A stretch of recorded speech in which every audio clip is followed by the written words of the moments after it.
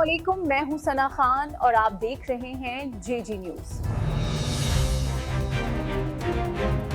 ذرائع کے مطابق بانی P T I Imran Khan کی آنکھ کے علاج سے مزید بہتری کی امید ہے۔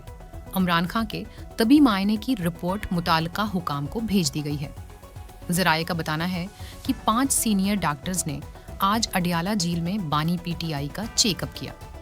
ڈاکٹرز کی ٹیم میں ماہرین امراض چشم شامل تھے۔ ذرائع کے مطابق ڈاکٹروں کی ٹیم میں ڈاکٹر فاروق، ڈاکٹر سکندر اور ڈاکٹر عارف بھی شامل تھے۔ ڈاکٹرز آنکھوں کا معائنہ کرنے والے خصوصی آلات بھی ساتھ لائے تھے۔ ٹیم میں ٹیکنیشین بھی شامل تھے۔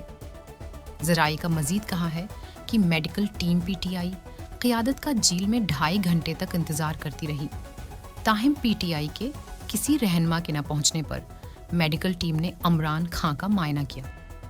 خیال رہے کہ سپریم کورٹ نے 16 فروری سے قبل بانی پی ٹی آئی کے طبی معائنے کی رپورٹ طلب کی تھی۔